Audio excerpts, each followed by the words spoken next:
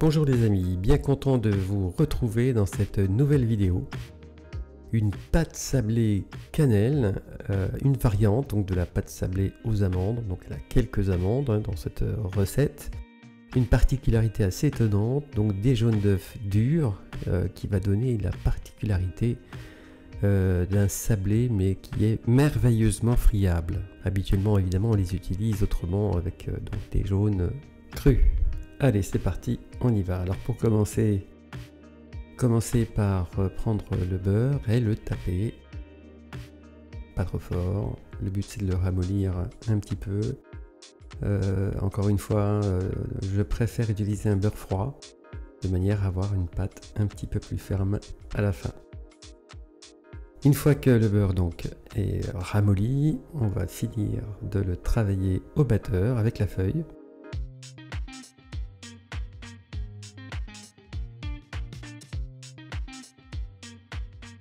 Voilà, je vous laisse en vitesse réelle de façon à ce que vous puissiez vous rendre compte de ce que ça peut donner, sauf dans certains cas où c'est pas utile. Voilà, ça va assez vite. Là, on met le sucre glace avec la pincée de sel. Ensuite, on ajoute la poudre d'amande.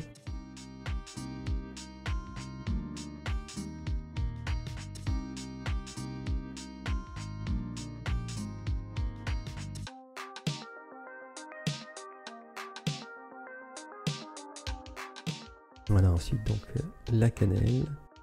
Donc là c'est pas très utile, c'est assez long et il n'y a rien de particulier à voir, si ce n'est le fait que on va bien travailler tout l'ensemble, qu'il n'y ait plus de particules de beurre. Voilà, l'objectif c'est celui-là. Ensuite donc nos fameux œufs durs.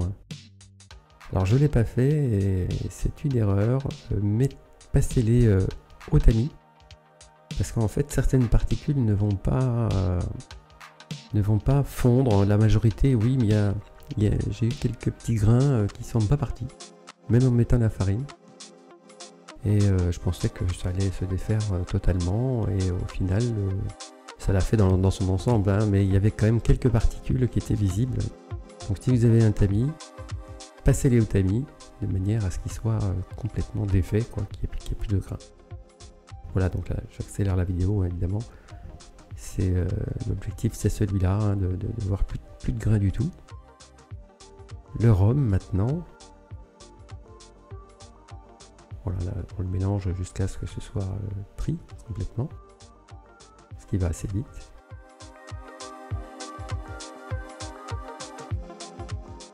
Et ensuite la farine.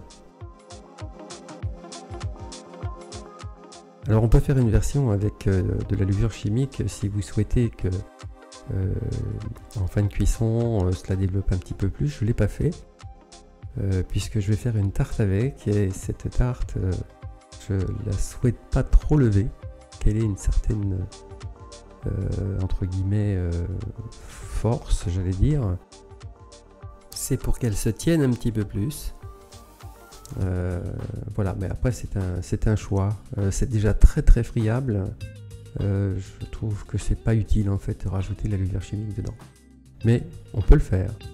Voilà, évidemment, comme tout ce qui est sablé, hein, vous pouvez rajouter la levure chimique dedans pour avoir quelque chose d'un petit peu plus léger à la sortie. Voilà, c'est une pâte là. Alors soit vous farinez, alors, ouais, si le beurre est pas assez froid là, c'est crémeux tout ça. Voilà, c'est pour ça que je préfère utiliser un beurre froid, quitte à le travailler un petit peu pour conserver cette pâte. Avoir à la fin une pâte et non pas une sorte de crème, quoi. Voilà, crème épaisse. Un petit coup de film et au frais pour l'utiliser, donc minimum 2 heures de frigo, de façon à la travailler correctement. Voilà, quand elle est trop froide, il faut la faire revenir un petit peu parce qu'elle est très friable. C'est pas très facile à travailler. Voilà, eh bien je vous souhaite de réussir évidemment, et puis à très bientôt pour une prochaine vidéo. Et n'oubliez pas le petit pouce si vous avez aimé, et à très bientôt. Salut à tous!